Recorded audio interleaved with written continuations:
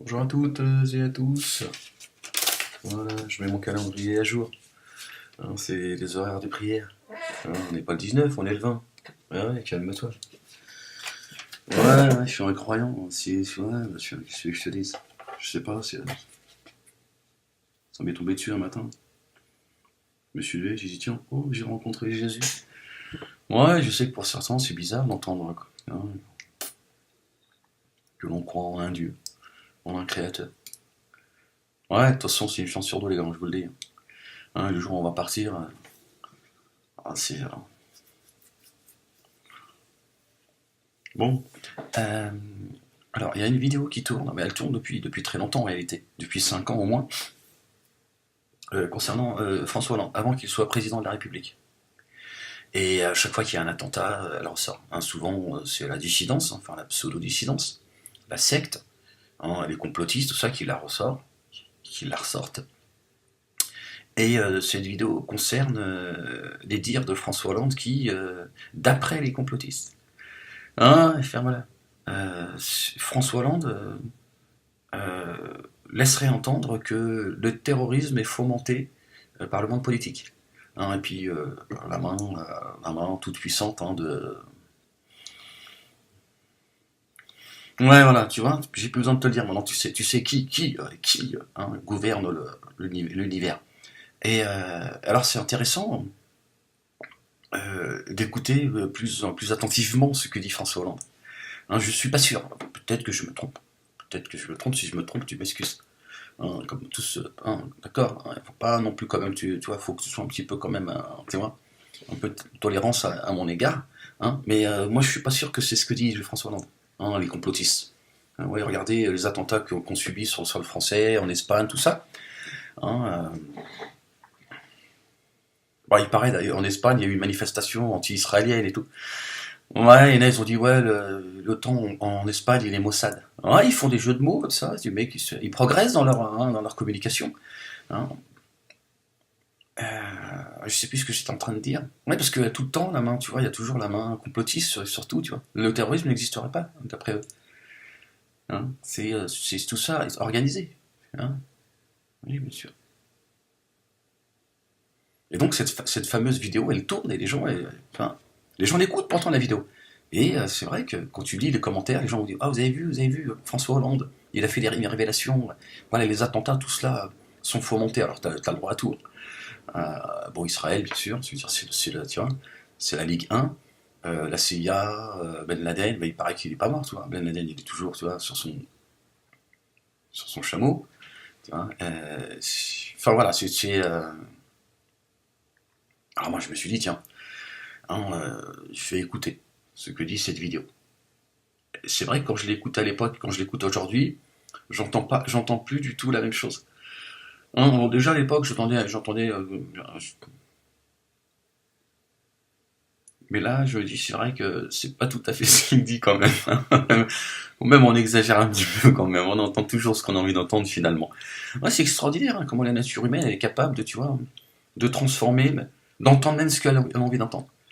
Tu vois. Et tu dis, mais c'est ce qu'il a dit. Tu dis, mais non, mais c'est pas tout à fait ce qu'il dit. Mais c'est ce qu'il dit. Écoute. Hein, tu réécoutes avec la personne et tu dis, ah, alors, tu vois. Tu dis, ouais, bah justement, tu vois, je n'ai pas l'impression que c'est ce qu'il dit.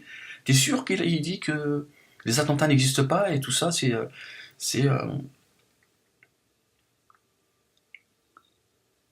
le monde politique, tout ça,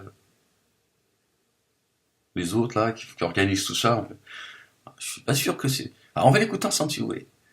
Hein, tu veux qu'on l'écoute ensemble ou t'as pas envie? T'as peut-être pas envie, hein, tu veux peut-être qu'on parle d'autre chose, je sais pas. Hein, on l'écoute quand même. Allez, on va essayer d'écouter, on va essayer de faire un effort ensemble, hein, tous ensemble, hein. Ouais, tous ensemble, on va écouter François. Voilà. Je regarde le truc, hein, toujours à la dernière minute. C'est comme ça, c'est plus fort que moi. J'ai un problème avec j'ai un problème avec tu vois ce que je veux dire? Avec l'ordre. Je parle pas à l'ordre, tu vois, l'ordre et le désordre, mais avec... ferme-la. Alors, on va écouter ce que dit cher François, hein, cher François, chère Françoise. Hein, je suis le nouveau Premier ministre de la France. Hein, je suis très content d'être avec vous aujourd'hui. Hein, et on va parler de terrorisme. Allez, vas-y, c'est parti. Écoute, tu vois. Est-ce qu'aujourd'hui, dans notre Déjà, pays, vous, oh, François Hollande, vous trouvez que les choses sur les libertés sont en danger? Je crois qu'au nom d'une cause qui est juste, nécessaire, lutter contre le terrorisme, on est en train de faire des amalgames et des confusions. C'est-à-dire que celui qui n'est plus dans la norme, qui peut avoir un comportement déviant, qui peut parfois même être au-delà de la loi, peut être assimilé à un terroriste. Ce qui, là, est une atteinte grave aux libertés. Pourquoi on fait ça? Pourquoi le pouvoir politique fait ça selon vous? Je crois qu'il y a d'abord une espèce de mouvement politique, c'est-à-dire de donner le sentiment qu'il y a une menace et que le pouvoir y répond. Donc il y a une intention politique qui est... Ils inventeraient la menace alors? Non, je crois qu'ils ne l'inventent pas. Il y a quand même des actes qui se sont produits, les caténaires. non, il dit pas tout à fait la même chose.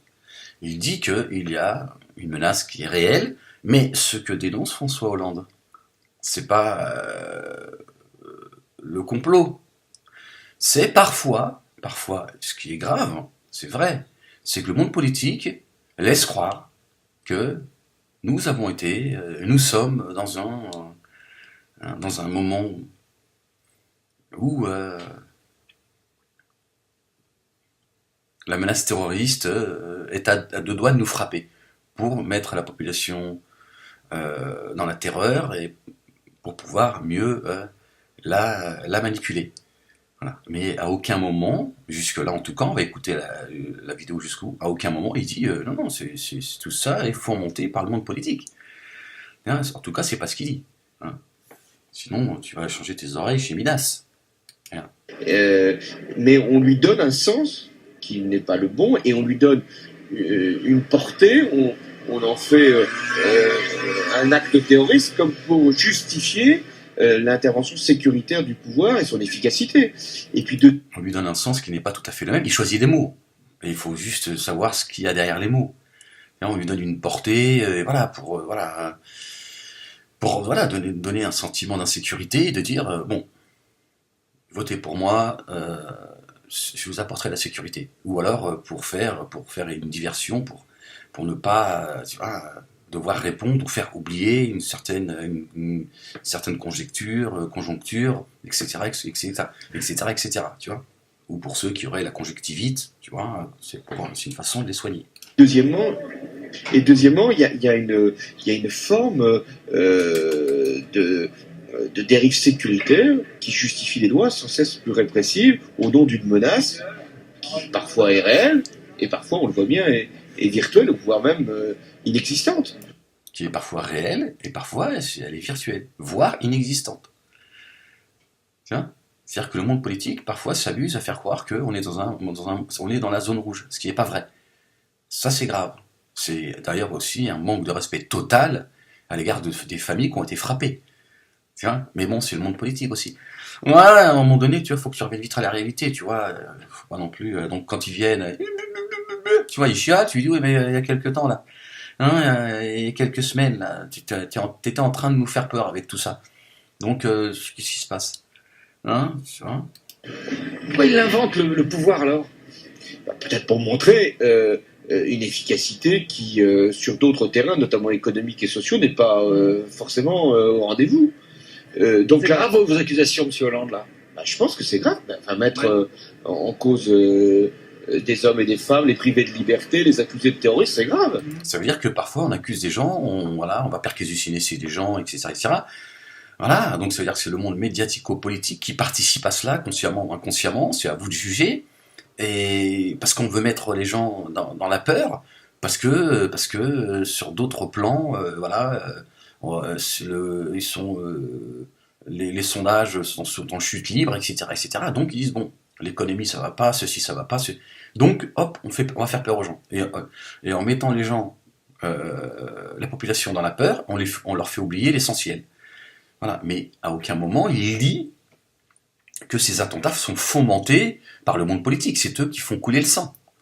D'accord? Moi, c'est pas ce que j'entends. Et il dénonce aussi quelque chose de grave, voilà, c'est de s'en prendre aux libertés individuelles et voire accuser certains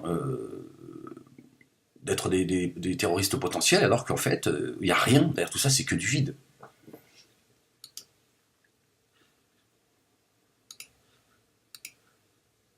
I'm sorry, I'm sorry. Salut. Allez, je filme. Ça va? À bientôt. À la prochaine. Oui, on se voit, c'est dans votre bureau, comme on avait dit. Hein. Merci. Bon voilà, la vidéo est terminée. Donc je pense que c'est bien qu'on ait écouté la vidéo ensemble pour décortiquer cette vidéo qui tourne depuis très longtemps. Hein. Je crois que voilà, je crois que à peu près tout le monde a vu cette vidéo. Et encore dans l'inconscient des gens, beaucoup de gens pensent que François Hollande, c'est ça qui est extraordinaire, c'est que François Hollande dit que il y a un complot du monde médiatico-politique concernant le terrorisme, rendant le monde politique et médiatique directement responsable des attentats. Non, le monde politique, médiatique parfois consciemment ou inconsciemment, suit. Les médias aussi, à un moment donné, faire de l'audience, voilà, ils font de l'audience, quoi.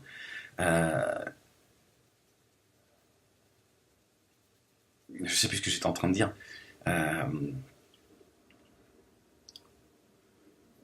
Je sais plus ce que j'en ai perdu le fil.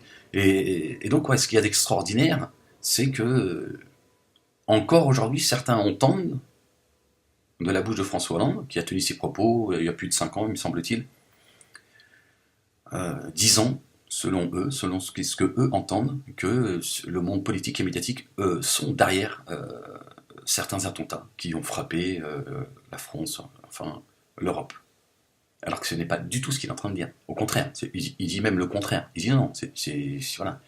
Il ne nie pas une certaine réalité. Il dit voilà, les attentats ils existent, on est frappé par le terrorisme, mais parfois il y a le monde politique qui vont inventer dans un temps déterminé voilà,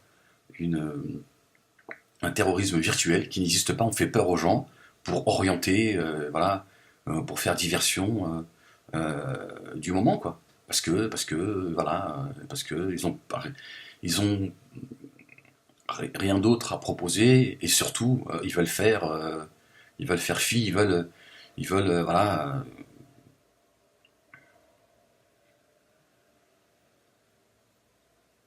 Faire oublier le bilan du moment, quoi. Mais à aucun moment François Hollande a laissé entendre que voilà, les attentats étaient fomentés par le monde politique et médiatique. Et pourtant, vous le savez comme moi, et même certains qui ont écouté cette vidéo, écouté et réécouté cette vidéo, vont là se dire ouais, c'est vrai, il a raison, Ahmed. Il a raison, c'est vrai que c'est pas comme ça que j'ai entendu les choses. C'est vrai que j'ai l'impression que parce qu'on a appris à écouter le monde politique, médiatique, etc. sur le net de manière très, comment dire, en biais en fait. On vient avec notre a priori et on prend, on entend. C'est vrai on a cette faculté d'entendre que ce qu'on a envie d'entendre. C'est extraordinaire en fait. Comme on pense que effectivement c'est ce qu'a dit François Hollande parce qu'on l'a entendu de la part de la propagande des complotistes, de la secte de Soral, de la dissidence, etc. On vient déjà en se disant tiens, en fait on vient pas écouter ce qu'il dit, on vient confirmer ce que nous on pense.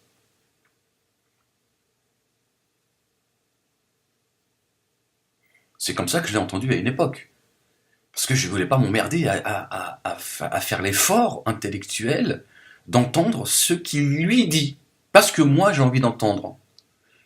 Et bien, quand j'écoute ce que lui dit, je me dis non, non seulement il n'accuse pas le monde politique et médiatique, mais en plus, il confirme qu'il existe bien une menace terroriste. Mais il dénonce la dérive politique et médiatique. Surtout politique. Il dit, il y en a, ils s'en amusent. Ils en abusent. Et ils trompent les Français. Ils nous inventent parfois un terrorisme virtuel, ce qui est grave. Et pire encore, c'est que pour faire avaler la pilule, on va organiser en fait une réalité qui n'est que virtuelle. Donc on s'en prend à des familles, à des gens, les accusant dans un moment déterminé en se disant après bon, voilà, on les fout en garde à vue, etc., etc. Voire on les fout, voilà, ils prennent 2-3 mois de prison, on les sort, on leur dit allez, sans aucune excuse. Et voilà, parce il faut aussi que ça paraisse vrai. Et donc il dénonce cette dérive. Donc si complot il y a, on pourrait dire, pour résumer, un complot virtuel. C'est-à-dire que c'est une mise en scène qui est extrêmement grave, parce que voilà, on accuse des gens, on étiquette des gens faisant partie, appartenant à des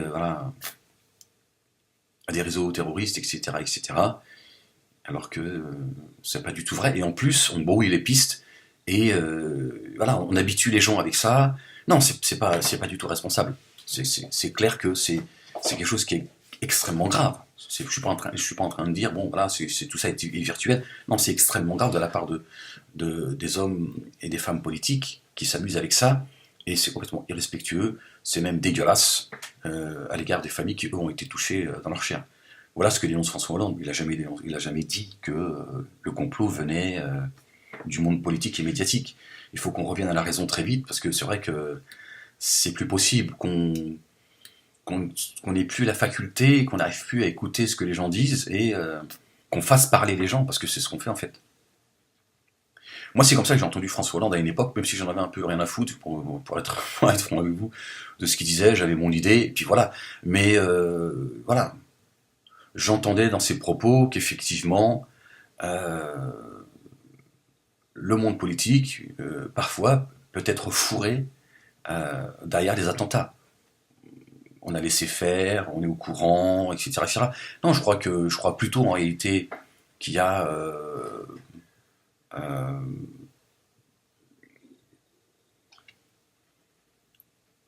parfois il y a de l'incompétence. Je pense que aussi le monde politique, c'est pas, je veux dire, ils sont aussi leurs failles, leurs faiblesses. Parfois, ils sont simplement dépassés. Aujourd'hui, c'est vrai qu'on vit un terrorisme assez spécial. C'est tout individu, voilà, voilà, un loup isolé, voilà, peut frapper fort, très fort, parce que c'est pas marqué sur son front, quoi. C'est pas marqué je suis un terroriste et je vais frapper. C'est voilà, il peut agir seul, il peut agir de loin en prenant des informations qu'on lui a données sans lui dire, voilà, parce qu'il y a aussi des gens qui sont capables de donner des informations en se disant voilà, cette information pourra toujours arriver dans la tête de quelqu'un qui est isolé et qui va mettre en application notre propagande. Donc y a pas, j'ai envie de dire, c'est quasi impossible de pouvoir détecter quelqu'un qui va aller se faire péter la gueule. Après, je pense qu'on peut essayer de comprendre pourquoi est-ce que certains vont aller se faire péter la gueule. Et je pense que alors c'est pas pour justifier évidemment. Hein, parce que certains ils nous fatiguent, oui, mais qu'est-ce que tu veux justifier et tout, non.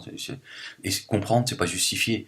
Mais pourquoi quand on a 18 ans, on est prêt à se faire péter la gueule? Qu'est-ce qui fait que quand on a 18 ans, on est prêt à se faire péter la gueule? Moi, je pense que déradicaliser les gens, pardon, ça passe essentiellement par là. De comprendre qu'il y a des gens en perte d'identité, ils sont frustrés, ils sont programmés sans en avoir conscience. Et là, je parle notamment des gens de la communauté maghrébine, arabe, musulmane. Il y a un programme qui est en nous, qui s'appelle le djihad, le martyr. Et ça, c'est un programme. Et à un moment donné, ce programme, il va se déclencher dû à une frustration, à une colère qui est arrivée à son maximum. Et c'est cette colère qui fait que si vous voulez, c'est le déclencheur en fait. D'accord? Et ça se passe à l'intérieur. Et quand un gamin, il va vraiment mal, eh ben, son programme, il commence à se déclencher. Et donc, pour lui, il faut qu'il trouve un sens. Il faut qu'il trouve un sens à sa vie. Et malheureusement, il va trouver un sens à sa vie dans la mort. D'accord? Parce que la frustration, elle est tellement elle arrivait à un point tel qu'à un moment donné,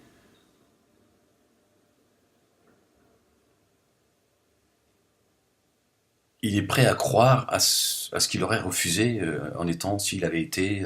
Alors, évidemment, c'est pas parce que ce gamin, cet adolescent va mal, euh, qu'on doit excuser son acte. Mais il faut qu'on le comprenne. Si on ne le comprend pas, voilà, c'est de les abandonner aux mains de ceux qui déclenchent ça. Et, et ces gens sont nourris de cela par des discours que l'on trouve sur le net, de la part de certains, cette haine de la France, cette propagande euh, du djihadisme, du martyr, du monde arabe, etc., etc. Donc cette jeunesse, elle se nourrit de tout ça. Elle se nourrit de la religion ou du hadith, qui est, elle, majoritairement responsable de ceux qui se font péter la gueule, parce que le programme, il vient de là. C'est pour ça qu'on entend certains dire oui, faut arrêter ce discours politiquement correct, on ne veut pas associer le terrorisme à l'islam pour ne pas frustrer tout. Oui, il faut être responsable. Quand on a une visibilité, quand on est un homme politique, quand on est un journaliste, quand on est un personnage public, il faut choisir ses mots sur les plateaux télé. Il ne faut pas faire d'amalgame. Parce que même cette jeunesse, elle se nourrit de cela. Parce que ces gens leur disent, voyez, regardez, à leurs yeux, tu resteras un musulman, tu resteras pour eux, tu es dans l'absolu un terroriste, et voilà, tu es le problème du monde occidental, etc., etc., etc. Et ces gens, voilà, on ne se rend pas compte, il y a des journalistes qui ne se rendent pas compte que euh, parfois ils utilisent des mots et en fait ils remplissent cette jeunesse de colère. Ils remplissent parfois le monde adulte de colère. J'en ai parlé dans une de mes vidéos quand j'avais dit faut arrêter de parler d'islamo-fascisme parce que ça frustre les musulmans dans leur ensemble. Un musulman il est attaché à sa religion. C'est comme ça, voilà, tu l'enlèveras pas ça. Tu fais ce que tu veux, tu l'enlèveras pas. Donc à un moment donné, il faut s'adapter, se dire attendez, qu'est-ce qu'on fait on utilise des mots parce qu'on est en colère, parce qu'on n'est pas content, au risque d'amalgamer tout le monde et de remplir les rangs, voilà, de rendre les gens tolérants, de faire d'eux des gens intolérants. Donc il faut qu'on choisisse les mots. Voilà, c'est ça aussi d'être responsable et de mener, quand on mène un combat, il faut être à la hauteur du... Voilà. Et donc imaginez cette jeunesse. Quand ils entendent, voilà, quand on montre du doigt la banlieue, cette jeunesse comme étant, voilà, qui représenterait tous les maux de la France et tout. À un moment donné, le mec, il va aller tous vous faire. Voilà, c'est ça. Donc, ça le conforte dans son mal-être. Et ça, c'est le déclencheur de ce que l'Église musulmane a mis dans son programme. Eux, ils mettent des programmes. Qui sont les méchants, qui sont les responsables, qui sont les gens qui ont été maudits par Dieu, qui sont les gens bien guidés, comment accéder au paradis, comment éviter le jugement dernier, comment... Donc ça, nous c'est les programmes que l'on met en nous. C'est là, ça paraît innocent, ça paraît... Et c'est la frustration, c'est la colère, c'est la haine de la société, c'est la haine de l'autre qui fait qu'à un moment donné, ping, ça va déclencher certaines sensibilités. Voilà. Et donc tous ces programmes-là, il y a des programmes qui vont s'allumer plus vite que d'autres. Et donc il y en a certains, désœuvrés, hein, on leur dit, voilà, tout n'est pas fini pour toi, hein, voilà, même si ton dossier il est comme ça, hein, même le prophète ne pourra pas plaider pour toi le jour du jugement, hein. Par contre, voilà, il y a un chemin qui mène directement au paradis. C'est-à-dire que toi, contrairement même aux femmes et aux hommes de piété, tu auras accès directement au paradis. Et tu auras évidemment l'honneur d'être reçu par Dieu. C'est le martyr. Alors, le gamin, il est déjà en colère, il en a plus que marre, il arrive, contrôle plus ses émotions.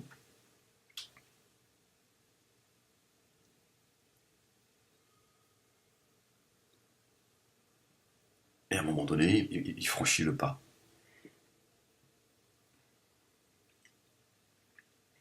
Ça, c'est des mécanismes qu'il faut qu'on essaye de comprendre et pas se laisser non plus impressionné par ceux qui vont dire oui, voilà, et voilà, c'est la faute de l'Occident, c'est la faute de la société, non, c'est pas du tout ce que je suis en train de dire. Je suis en train de dire, voilà, comment ça fonctionne dans la tête de la majorité de ceux qui se sont fait péter la gueule. Je te le dis. Voilà. Au-delà de certains profils, sont très orgueilleux, ils ont une envie de gloire, parce que ça fait partie aussi de la personnalité de certains. Voilà, leur ego, leur envie de réussite a été déviée. Donc lui, quand il va aller se faire péter la gueule, au fond de lui, il devient une star, il existe, il dit voilà, je vais me faire péter la gueule, on va parler de moi. L'être humain, il est prêt à aller jusque là pour satisfaire son ego. Donc il n'y a pas un profil, mais ça fait partie aussi de voilà.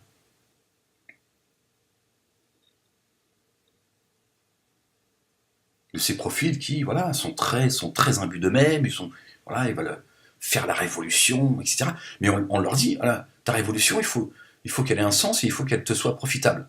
Et le profit, la réussite par excellence, c'est d'être aux côtés de Dieu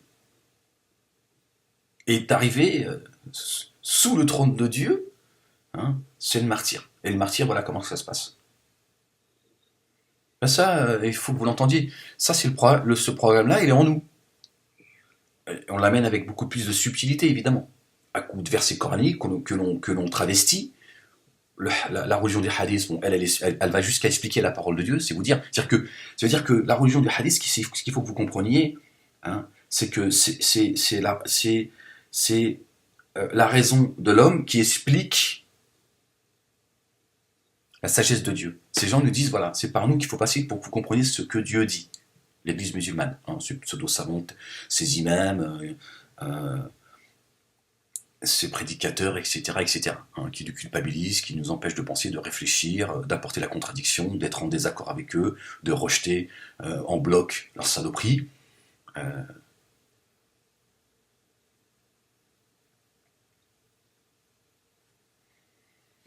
Bon voilà, voilà, je voulais que nous écoutions ensemble cette vidéo, parce que je pense que c'est important, je suis certain, je suis persuadé qu'il y en a beaucoup qui l'ont entendu depuis déjà quelques années, et qui ont entendu que François Hollande était en train de dire que derrière les attentats, certains attentats, majoritairement, ces attentats en réalité sont fomentés par le monde politique et médiatique. Non, ce n'est pas, on l'a vu ensemble, hein. On l'a écouté ensemble. Ce n'est pas du tout ce qu'il dit. Absolument pas. Absolument pas. Et au contraire, il confirme qu'il existe une menace réelle. Elle existe. Mais que malheureusement, parfois, certains jouent avec cette réalité et ils trompent les Français. Et ça, c'est vrai que c'est extrêmement grave. D'accuser des gens, de faire de ces gens des terroristes potentiels alors qu'ils n'ont absolument rien à voir. Je veux dire, c'est pas parce qu'on a une barbe, une djellaba, et qu'on fait ses 5 prières par jour à la mosquée qu'on est un terroriste. C'est pareil, il faut de la lucidité. Si on n'est pas lucide, on ne va pas gagner cette bataille. C'est toute la difficulté. C'est d'avoir de la lucidité. Voilà. Après, je n'accuse personne. Moi, je ne suis pas toujours lucide. Mais je pense qu'à un moment donné, il faut qu'on soit lucide. Il faut qu'on soit lucide, beaucoup plus lucide que c'est fou, beaucoup plus sérieux que c'est fou, beaucoup plus... comment dire, sérieux. Il faut qu'on soit plus sérieux que c'est fou. Sinon, voilà, on sème le flou en fait, et on continue à conforter et à alimenter les cerveaux complotistes.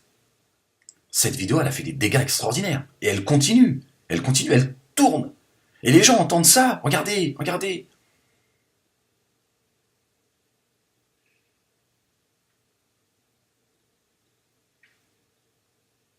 Ça me rappelle, la majorité des musulmans lisent le Coran sans le méditer.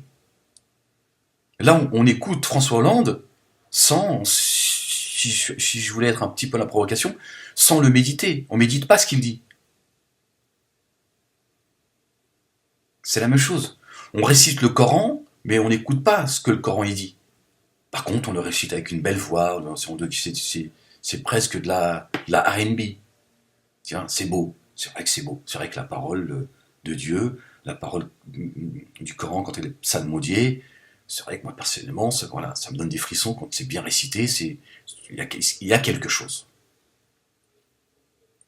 Mais on ne le médite pas. Donc on ne comprend pas ce que Dieu est en train de nous dire. On pense que Dieu a dit. Et là, on pense que François Hollande a dit. Mais si tu l'écoutes plus attentivement, tu dis, attends, qu'est-ce que lui dit? Pas ce que moi je pense qu'il a dit.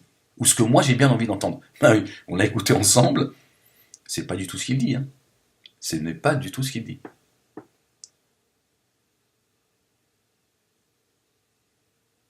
Et je vous remets à la vidéo dans son entièreté, comme ça, vous voyez que je n'ai rien coupé de son discours. Et puis surtout, voilà, c'est surtout un rappel qui ça va vous permettre de réécouter par vous-même. Et vous allez voir qu'à aucun moment, il accuse le monde politique et médiatique. Contrairement à ce que tous ces sectes complotistes ou les complotistes nous font croire. Et c'est vrai que cette vidéo, elle a pris cette connotation. Cette vidéo, on l'a fait tourner comme... Regardez François Hollande lui-même, avant d'être président de la République, il accuse le monde politique d'être derrière les attentats. Et ça roule. Ça, c'est extraordinaire. C'est extraordinaire. Comment est-ce qu'on en est arrivé là, en fait? À entendre ce que les gens n'ont pas dit.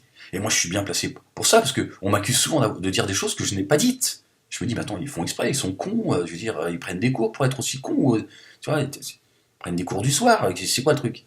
Tu vois, à un moment donné, t'entends pas ce que je dis ou tu le fais exprès? Tu vois? Et c'est extraordinaire.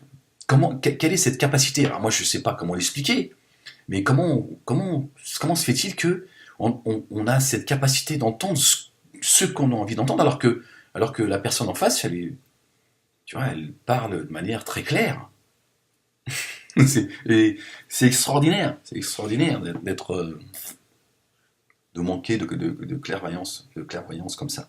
Bon, je vais vous laisser là-dessus. Je vais vous laisser avec François. Écoutez, ouvrez grand vos oreilles, et puis je vous dis...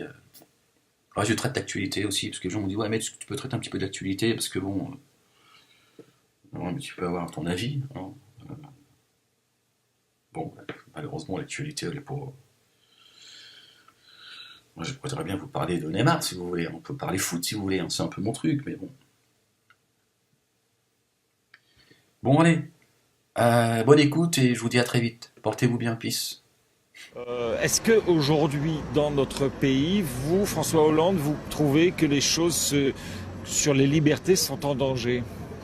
Je crois qu'au nom d'une cause qui est juste, nécessaire, lutter contre le terrorisme, on est en train de faire des amalgames et des confusions.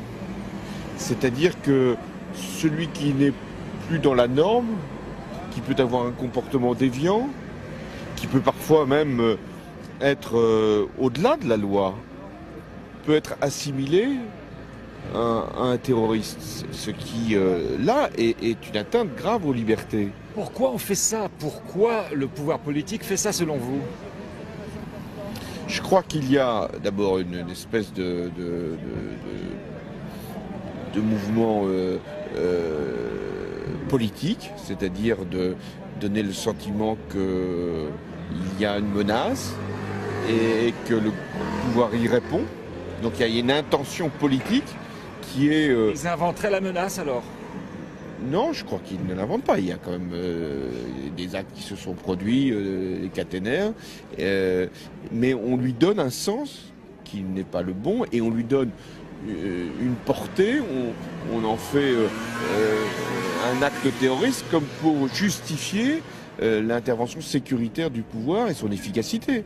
Et puis deuxièmement, il y a une forme de dérive sécuritaire qui justifie des lois sans cesse plus répressives au nom d'une menace qui parfois est réelle et parfois, on le voit bien, est virtuelle, voire même inexistante. Pourquoi il invente le pouvoir alors? Peut-être pour montrer une efficacité qui, sur d'autres terrains, notamment économiques et sociaux, n'est pas forcément au rendez-vous. Donc c'est grave vos accusations, M. Hollande, là? Je pense que c'est grave. Mettre en cause des hommes et des femmes, les priver de liberté, les accuser de terrorisme, c'est grave. Salut. Allez, je filme. revoir. À bientôt. Alors, à la prochaine. Oui, on se voit. C'est un bon bureau, comme on avait dit. Hein. Merci.